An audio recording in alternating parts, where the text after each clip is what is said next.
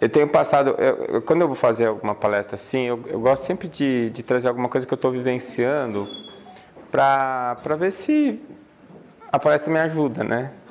E eu falo que é terapia grupo de graça, porque eu faço terapia, né? O pessoal fica me ouvindo e acaba que eu acabo aprendendo alguma coisa. E eu tenho pensado muito na seguinte questão. A gente, mesmo a gente querendo acertar e a gente fazendo uma força danada para fazer as coisas certas, a gente acaba dando uma pisada na bola.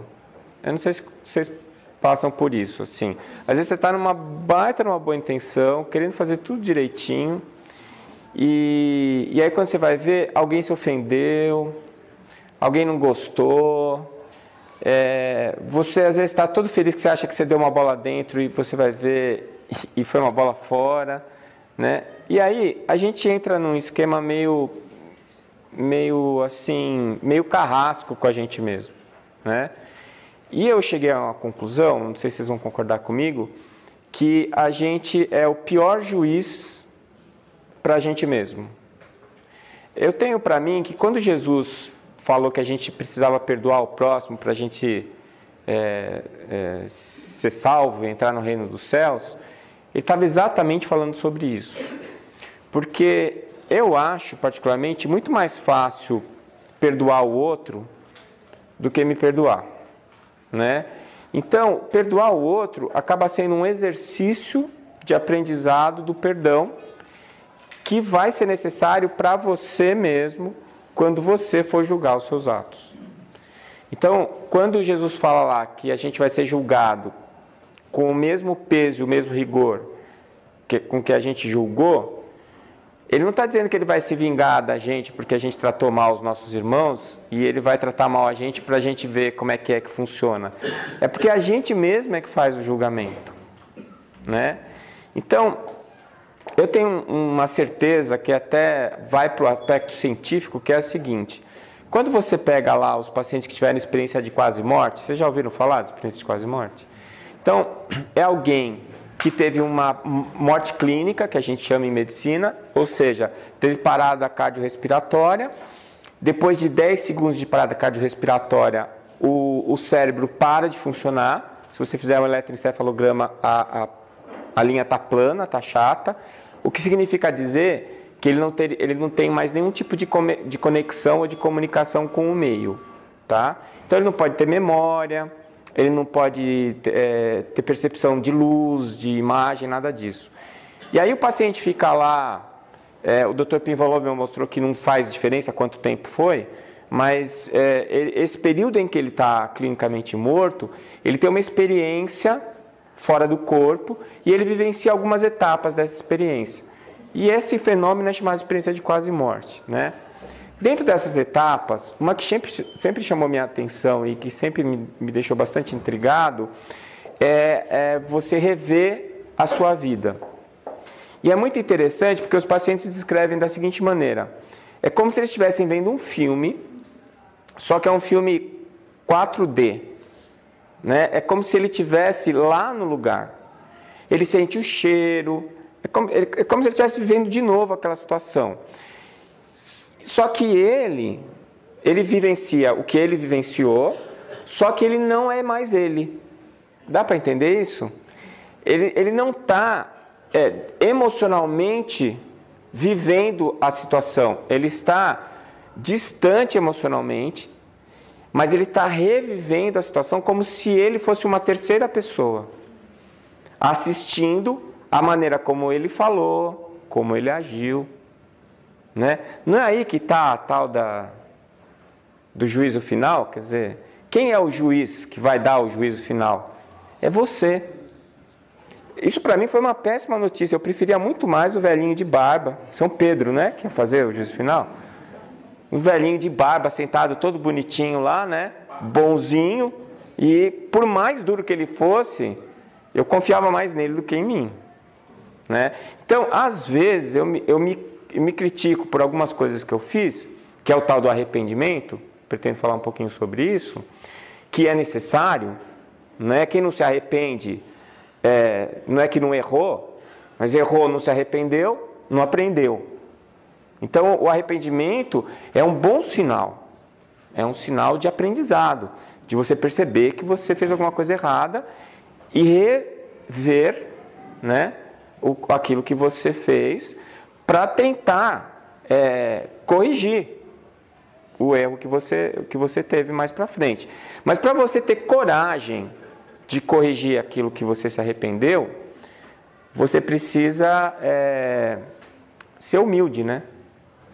Porque o orgulho não te deixa agir. O orgulho não te deixa pedir desculpa para o outro. Mas, na verdade, esse orgulho, muitas vezes, não é um orgulho como a gente pensa que ele acha que ele é maior do que ele é. É um orgulho assim, ele não consegue, ele finge que ele é maior do que ele é, porque ele não consegue enfrentar o erro dele. Porque, na verdade, ele não está conseguindo se perdoar. Né? Então, a culpa, que é justamente esse sentimento que a gente tem diante de um erro percebido, mas que a gente não conseguiu lidar com o erro, a gente não conseguiu aceitar que a gente errou, e a partir desse momento eu me culpo, e aí a culpa me mobiliza, ela traduz falta de amor. Ela traduz o desamor. Mas não é o desamor com o próximo, é o desamor com você mesmo. E isso é uma coisa que me assusta, porque, pensa bem, se eu não conseguir me amar o suficiente para me perdoar dos erros que eu cometo, quem é que eu vou perdoar? Não é verdade? Então, aquele perdão que a gente diz que perdoa, fala assim, eu já vi isso tanto, né? O paciente fala assim, você chega lá, está com uma doença, com alguma coisa que traz alguma repercussão, né? A medicina psicossomática observa isso com muita clareza.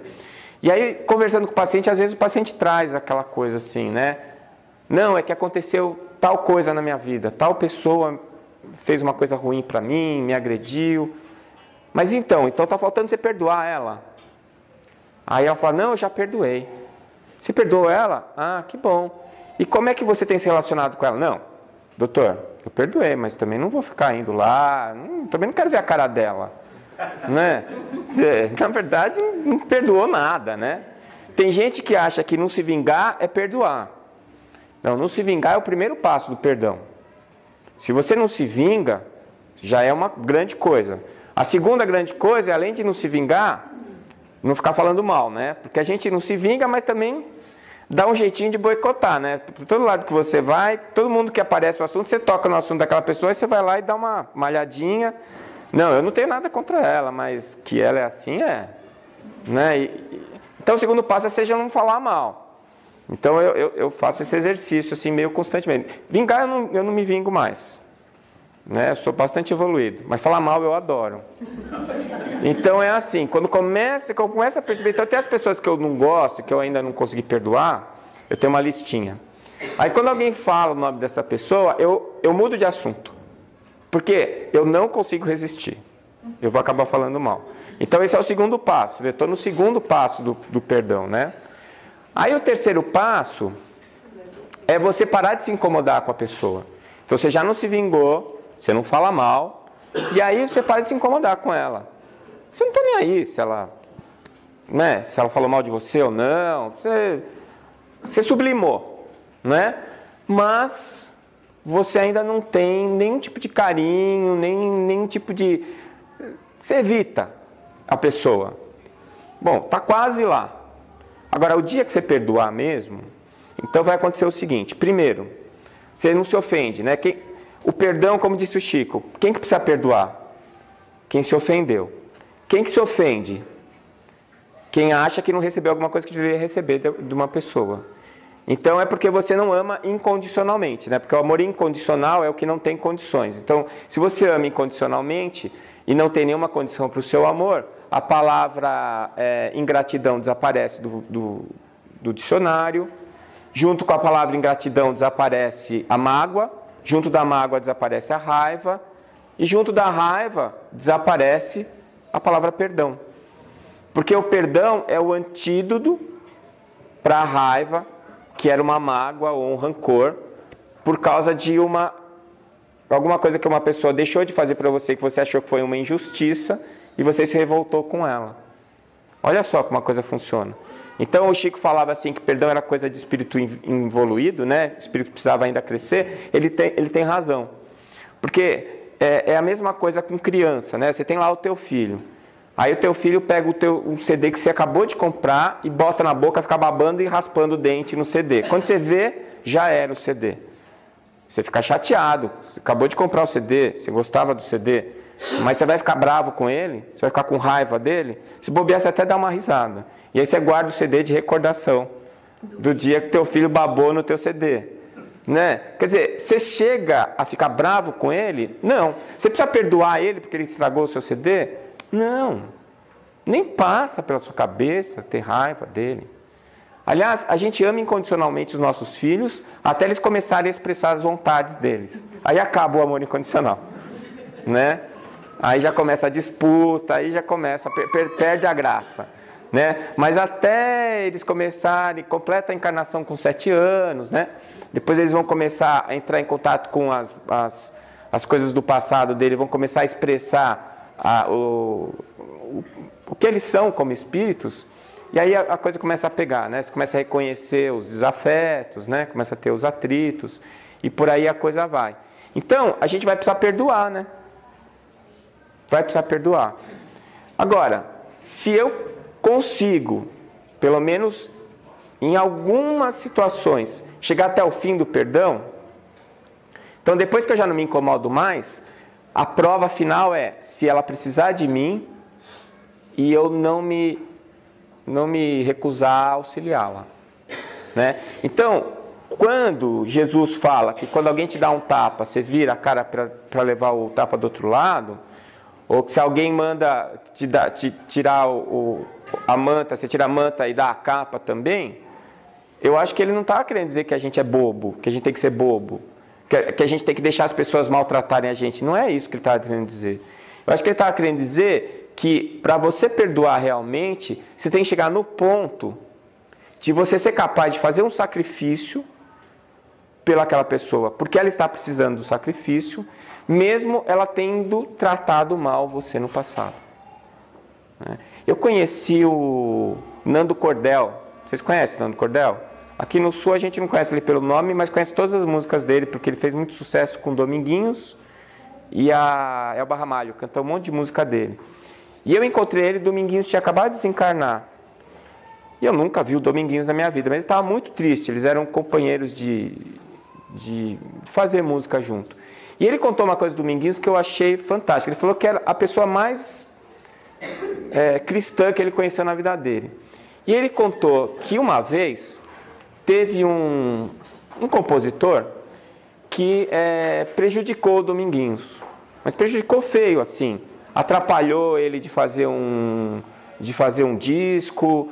Ele tinha um show para fazer. O cara fez um jeito dele não ir fazer o show. E eu sei que foi uma confusão danada. E o Dominguinhos teve um dissabor muito grande por causa desse rapaz aí. Aí tudo bem, o Dominguinhos ficou chateado, mas não abriu a boca. E o Nando falando mal do cara lá, e o Dominguinhos não entrou na dele. Aí passou. Aí, segundo o Nando, passou algum tempo, tipo uns 2, 3 anos. E aí o Nando ligou pro Dominguinhos e falou assim: e aí, nós vamos fazer lá aquele show, tá? Olha, eu não vou poder ir porque eu vou ter que... eu prometi que eu vou cantar e tocar no disco de um rapaz aí, para dar uma força para ele, porque ele não está conseguindo decolar e tal, e eu vou lá fazer vou dar essa mão para ele. Aí o Nando estava acostumado, que ele fazia isso direto. A pessoa vinha, ele nunca tinha visto a pessoa na vida dele, ele ajudava. Aí ele foi ver, era o cara que tinha prejudicado ele. Aí o Nando virou e falou assim: mas escuta, o cara te prejudicou pra caramba ali atrás, atrapalhou você pra caramba, falou mal de você no final, e você ainda vai ajudar ele? Aí ele disse que ele deu um sorriso e falou: eu vou. Né? Isso é perdoar. Isso é dar outra cara, outra face. É isso que é dar a capa além do manto, né? Quer dizer, ele já não estava mais preocupado com o que tinha acontecido. E muito provavelmente na cabeça dele estava passando o seguinte: coitado, ele devia estar com ele não estava conseguindo fazer sucesso, deve ter ficado com ciúme, deve ter ficado com raiva de mim. Eu vou ajudar ele. Né? O que acontece quando você faz uma coisa dessa? Você propaga a raiva, o ódio? Ou você inverte a situação? Alma limpa. Alma limpa. Você limpa a sua e a dele. Né? E ainda você dá a chance dele se arrepender. Que para mim tem um significado muito próximo de aprender. Né? Você se arrepender é você aprender. Aprender que errou. Né? E aí, quando você se arrepende, é que vem as duas opções. Né? Então, assim, fiz alguma coisa, na maior boa intenção, deu errado. Alguém se ofendeu, alguém ficou chateado, você tentou ajudar um, e aí na hora que você cobriu, um descobriu o outro, e o outro ficou descoberto, reclamou, e é aquela coisa que você se sentiu mal. Aí você analisa a situação e percebe que você errou, que você podia ter feito diferente. Aí você se arrepende, não é? Muito bem, se eu me arrepender, o que é que eu preciso fazer imediatamente? Preciso me perdoar. Eu preciso me perdoar e eu acho, tenho para mim, que o caminho mais certo do auto-perdão é racionalizar. Como que a gente racionaliza? Porque assim, você sabe a diferença entre culpa e responsabilidade? No dicionário, a culpa é um erro, é um ato errado cometido conscientemente. E a responsabilidade é o que é do responsável. O responsável é o que é causa de alguma coisa. Né? Então, o culpado é sempre responsável, mas o responsável nem sempre é culpado. Dá para entender isso? Então, por exemplo, se o bebezinho que pôs o CD na boca e quebrou o CD, ele é responsável por ter quebrado o CD? Ele é responsável. Ele foi a causa do CD ter quebrado. Mas ele é culpado? Não. Ele não é culpado. Né? E a diferença parece pouca, mas é grande. Porque o que acontece? Quando a gente se sente culpado, significa o quê? Que a gente se condenou pelo ato cometido. E a gente não se perdoou. E aí a gente entra nessa relação do complexo de culpa que me faz sofrer e me imobiliza. Né? O culpado é o que sente e chora. Agora, o responsável é aquele que percebe que errou, faz uma análise racional e conclui, olha, em nenhum momento eu estava com a intenção de atrapalhar. Em nenhum momento eu quis prejudicar ele, mas prejudiquei. Então, eu sou responsável pelo que eu fiz? Sou. Mas será que eu sou culpado? Não. Então, nesse movimento, eu me perdoei.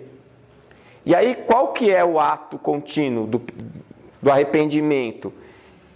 Diante do arrependimento, ou eu me condeno ou eu me absolvo.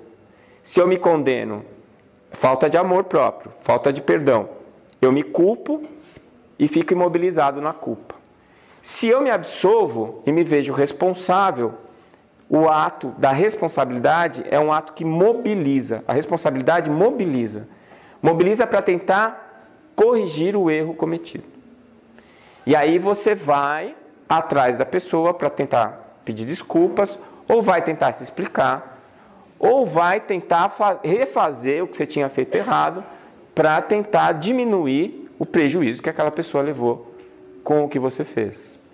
Então vocês percebem a diferença que é gigantesca? Então eu fico pensando muito assim, voltando para o exemplo da criança. A criança estragou alguma coisa,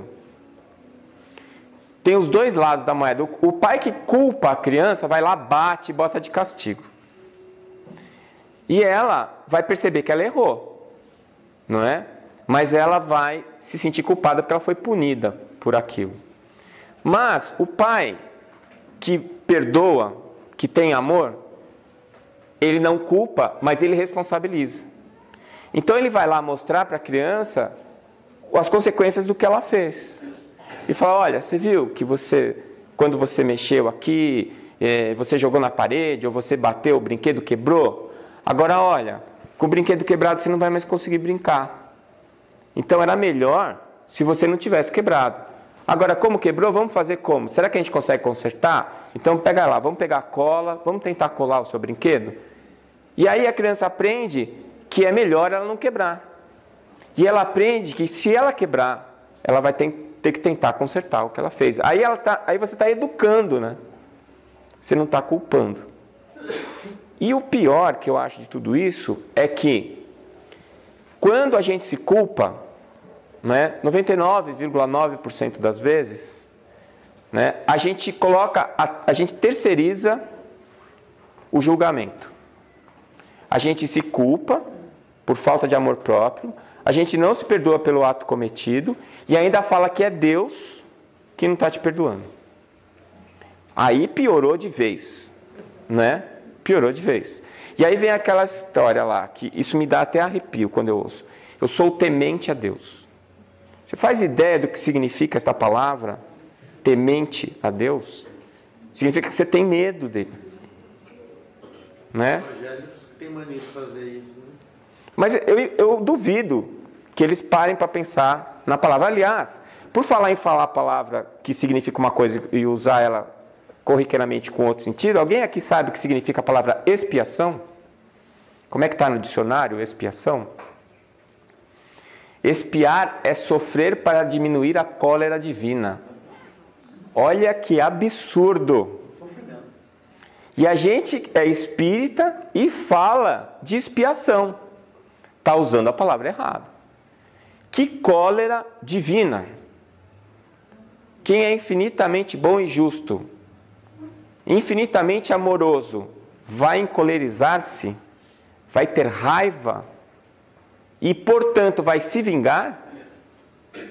Claro que não. Claro que não. Esse é o do Velho Testamento. Oi? Esse é o do Velho Testamento. Então, mas nós, como espíritas, nós falamos da expiação. O outro significado da palavra expiação, no dicionário, é você submeter-se à dor para expiar o erro. Ou seja, você decide sofrer para se sentir menos mal pelo erro que cometeu. É tipo autoflagelação. Você pegar o chicote e ficar batendo nas suas costas até sangrar, e depois disso você vai se sentir um pouco melhor pelas bobagens que você fez no passado. Então, mas as provas não são provas de expiação? Então, prova é uma coisa. Expiação, não do jeito que a gente usa, né? Mas a palavra expiação no dicionário, ela significa duas coisas que não combinam com o espiritismo. A prova combina. Porque o que é a prova? É eu tentar corrigir o erro que eu cometi. A prova é do arrependimento com a responsabilidade. A expiação é o arrependimento com culpa. E arrependimento com culpa não serve para nada. Só serve para você se sentir mal, se julgar mal. Então, a gente fica pensando às vezes, né? A gente confunde a lei de ação e reação com a lei de Talião. Que a lei de Talião é olho por olho, dente por dente. A lei de ação e reação é que a cada ação corresponde uma reação de mesma intensidade, de mesma equivalência, sentido contrário. Então é aquela história. Se eu matei o outro, se eu fui um matador de aluguel e eu gostar de matar todo mundo com um tiro na testa, aí na próxima encarnação eu vou nascer com um buraco na testa, ou alguém vai me dar um tiro na testa para eu pagar o que eu fiz no passado? Não, não necessariamente. Não é?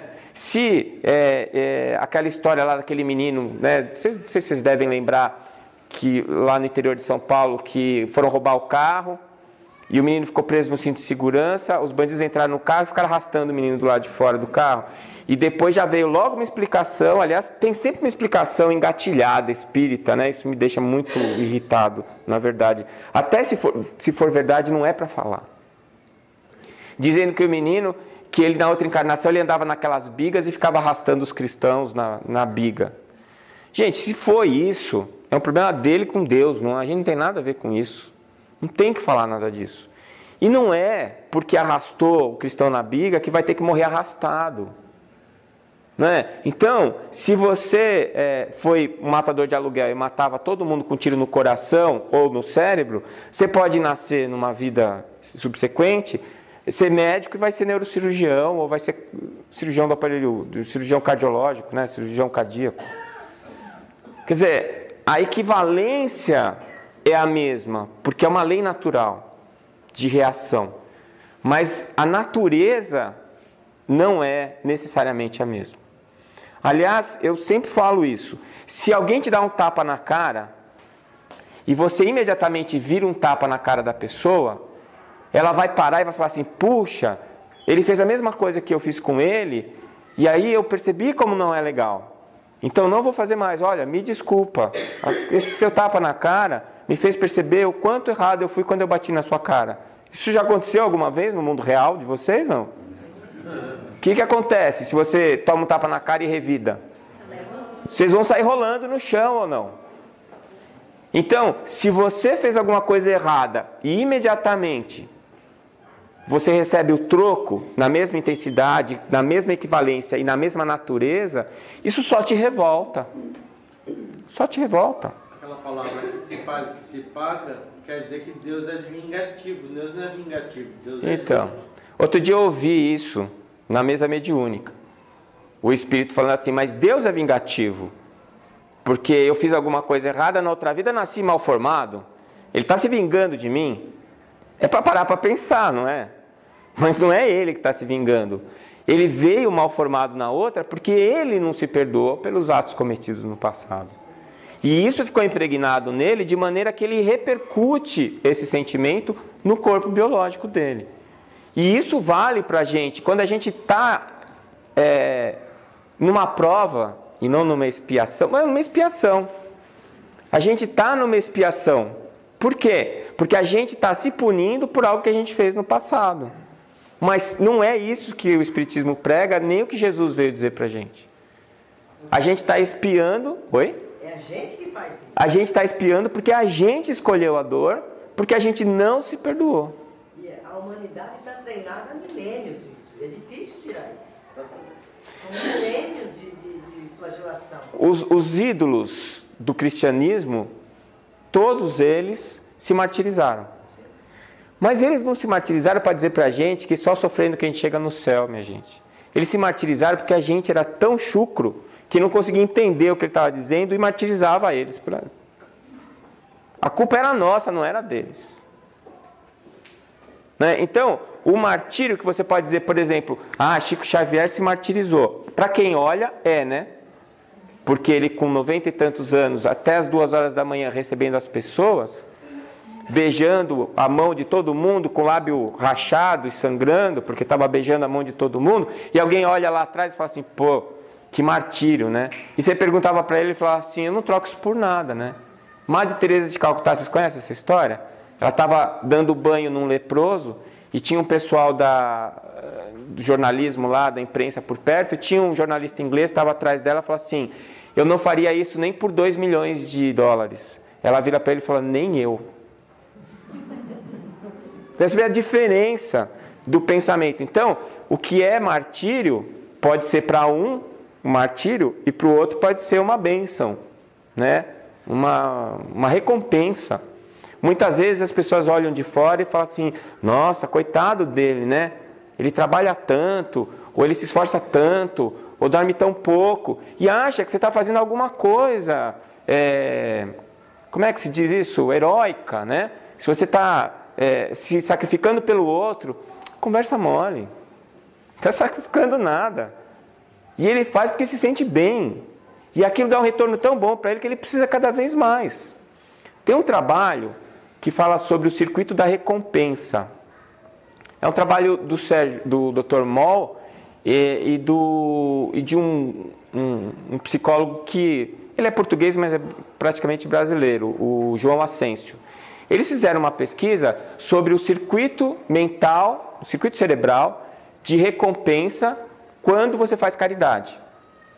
Então é assim, quando você faz alguma coisa que ativa o seu circuito de recompensa, você tem uma sensação de prazer, E essa sensação de prazer faz com que você busque repetidamente aquela experiência.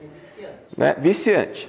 O chocolate pode viciar, né? As drogas, o problema das drogas, do crack, é que eles ativam de uma maneira tão forte o circuito de recompensa que você não consegue mais ficar sem aquilo. Então, na primeira vez você usa para sentir o prazer. Depois você usa para não sentir a dor de não ter o prazer, entendeu? Você eleva num outro patamar o nível de recompensa que nada alcança. Quem é mais feliz é aquele que consegue ativar o seu circuito de recompensa com coisas pequenas. Por exemplo, sair lá fora, olhar para o céu, ver o céu estrelado, uma lua bonita e falar, olha que legal. Seu circuito de recompensa está ativado. Você está sentado, assim, outro dia eu estava sentado lá, almoçando rápido para voltar para o consultório, e um sabiá pousou na cadeira, assim, em frente da janela da minha sala e começou a cantar. Nossa, ele melhorou meu dia infinitamente. Eu até fui botar uma mão para ele depois lá para agradecer. Porque eu sou paulista, né? De São Paulo. Quando é que eu estou almoçando e um sabiá senta para fazer um concerto particular para mim? Né? Meu centro de recompensa foi ativado. Então, quando a gente se ativa esse centro de recompensa com essas coisas do cotidiano, você não precisa usar droga, você não precisa usar nada, você se sente feliz. O que o João Ascencio e o Sérgio Moll descobriram é que quando você faz caridade, mas é a caridade sincera. Isso que eu achei interessante do trabalho, porque eles dividiram assim, eles davam dinheiro para a pessoa dar o dinheiro para a caridade. Isso ativava o centro de recompensa dele. Mas se ele desse o dinheiro dele para a caridade, a ativação era muito mais importante. E aí eles foram fazendo várias experiências e mostraram que fazer bem para o outro ativa a sua recompensa cerebral, o seu circuito de recompensa. E, portanto, se você fizer isso com frequência, você vai começar a se sentir cada vez melhor e você vai viciar em ser bom. Você pode ficar viciado em fazer caridade. E aí quando fala assim, mas o cara está acordando às 5 horas da manhã, no domingo, para ir para o centro, para fazer sopa, ou para... Meu, como é que pode? Ele está adorando. Está adorando. Corredor de maratona, o nível de endorfina dele é tão alto quando ele está correndo, que se ele para de correr, ele começa a ter dor no corpo. Ele precisa correr, ele vicia na endorfina. Né? Mas já que é para a gente viciar em alguma coisa... Vamos viciar no amor, na caridade, que faz bem para você e vai fazer bem para o outro também. Né? Então, eu acho que o que a gente precisa parar para pensar é nisso. Fora da caridade não há salvação. A caridade é o amor para o próximo, mas que na verdade é para você se sentir bem. É a pegadinha de Deus. O egoísmo é que vai levar ao altruísmo. Você precisa tanto ser feliz e se dar bem, e você vai passar por tantas etapas tentando se dar bem, que no final de tudo, você vai descobrir que o único jeito de você se dar bem é fazer o outro se sentir bem. Com uma coisa interessante, quando você descobre isso, mesmo que o outro não reconheça, para você não faz diferença. A tua recompensa, ela acontece no momento em que você ajudou. Então você não precisa nem que ele ache você legal. Aliás, quem descobriu, quem já percebeu essa maneira de ter prazer, não gosta do reconhecimento. Porque o reconhecimento estraga o prazer do bem que você fez. Se as pessoas vão lá e te elogiam e todo mundo começa a falar, não, mas o Décio é muito bom, ele ajudou lá aquela pessoa, não sei o quê, estraga. Estraga porque aí você troca aquele sentimento interno que você tinha de ter feito bem por um reconhecimento externo que nem sempre é sincero e com alguma frequência desencadeia algumas reações não muito agradáveis, de inveja, né? de falta de caridade com você, né? E assim por diante. Então, eu acho assim, quando as coisas acontecem, e elas sempre acontecem, e que você percebe que nem tudo saiu como você queria, ou quando você coloca a sua cabeça no travesseiro e você fala assim, puxa, fiz uma coisa errada. Eu estava vindo no carro aqui, correndo, né, que eu estava atrasado. E aí eu fui passando ali do lado da igreja, ali subindo o Amazonas. E uma pessoa parou o carro na minha frente. E a princípio, eu todo distraído e pensando o que eu ia falar. Eu falei, o que ele está parando aí no meio do caminho? Botei a luz na traseira dele, né? E parei, já ia xingar. É que eu estava vindo para o centro e não xinguei, senão eu tinha xingado. Eu já ia xingar, aí eu vi que ela estava certa, ali é uma rotatória, ela tinha que parar. Eu fiquei com tanta vergonha, me deu vontade de parar do lado, abaixar o vidro e falar, olha, desculpa, viu? Porque aí eu não ia me sentir tão hipócrita de falar o que eu estou falando aqui. Mas é questão de eu me perdoar. E aí, nessa coisa de eu errar, perceber que errei, me arrepender e me perdoar, eu vou fazer o exercício do auto-perdão. Vai ficar mais fácil perdoar o outro, e quando eu chegar lá em cima, e for acontecer comigo o que acontece com o pessoal na experiência de quase morte, e que o Ernesto Bozano descreveu, né? O Ernesto Bozano tem um livro chamado A Crise da Morte, em que ele, através da mediunidade, ele entrevistou vários espíritos que tinham desencarnado e que se lembravam muito bem do processo de desencarne. Todos eles tiveram esse episódio de relembrar-se. Na EQM nem sempre tem. É porque a memória fica fragmentada, né? Na EQM. Mas quando você desencarnou, passou a fronteira, foi para o outro lado, e você se lembra de tudo. Todos eles passaram por esse momento. Né? Muita gente teve, né? Tem aquela história, você quase atropelado e fala assim, nossa, minha vida passou inteira na minha frente. Pois é, EQM. Né? Tem 45 dias em coma, foi como se estivesse na sala de cinema, via tudo.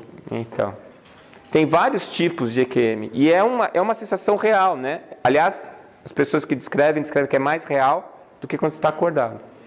Então, diante disso, o que a gente tem que fazer? A gente tem que fazer reanalisar, porque na hora que a gente chegar lá em cima, e a gente for fazer esse julgamento da gente mesmo, a gente vai estar mais light, né? Vai estar mais calmo. Você já está acostumado a perceber que você pisa na bola, que você erra. E talvez imaginar, que é uma coisa que eu acho que muitos de vocês já devem ter percebido, que precisa ser mais forte para pedir perdão e para se arrepender, do que para dizer que não leva desaforo para casa, do que para dizer que eu não me arrependo de nada do que eu fiz. Esse tipo de frase é a frase de quem está com tanto medo, né, de se enxergar no espelho, porque sabe que não vai se perdoar e que vai se afundar na culpa, que ele acaba assumindo uma postura arrogante, que é para tentar dissimular esse medo que ele tem dele mesmo. Né? Esse daí tem que torcer para ter o velhinho de barba lá na porta, né, do céu, porque está lascado. Né? E aí a culpa vai levar ele para onde? Para o umbral, né? O umbral, que a gente acaba chamando de umbral e imaginando o inferno, né? O umbral é uma repaginada do inferno, que é uma outra coisa assim que às vezes eu fico pensando, né? Tem muita gente que se diz espírita, mas na verdade é um católico com uma nomenclatura atualizada, com upgrade na nomenclatura, né? Então o diabo é o obsessor, o inferno é o umbral, o céu é o nosso lar, né? A hóstia é a água fluidificada, né? E o passe, e por aí vai, né? A consulta fraterna é o confessionário, e vai indo, né? E no final das contas, o problema não é o nome, mas o conceito do que você está fazendo. E o umbral não é para onde vão aqueles que erraram e que Deus puniu. Deus não pune, oportuniza, né? O umbral é o lugar onde estão aqueles adoentados da alma que não conseguiram se perdoar pelos seus próprios erros. E estão constantemente assistidos por aqueles que tentam mostrar a eles que a única coisa que faz eles sofrerem é eles não se perdoarem pelos erros que cometeram. Então, quando Jesus falou que fora da caridade não há salvação, ele estava falando sério. E quando ele falou que não era para perdoar 7 vezes, mas 70 vezes 7, é o mesmo pecado, é o mesmo erro da mesma pessoa no mesmo dia. 70 vezes 7. Porque senão, pensa bem, não dá nem dá até o meio-dia, você já gastou os 70 vezes 7. Isso se você perdoar muito, né? Porque a gente também tem uma dificuldade muito grande de perdoar o outro, né? Então, é isso. A minha reflexão de hoje diz respeito a isso. Eu espero ser mais condescendente com os meus erros e ser mais criterioso com os meus atos e as minhas palavras. Eu tenho que me esforçar para errar menos e me esforçar para me perdoar mais. E se eu conseguir fazer isso, eu vou estar mais em paz e vou poder ajudar mais quem estiver ao meu redor. Né? Espero que tenha servido, não sei se eu fiquei meio confuso hoje, mas que tenha servido para vocês pensarem em alguma coisa em casa, né? Muito obrigado.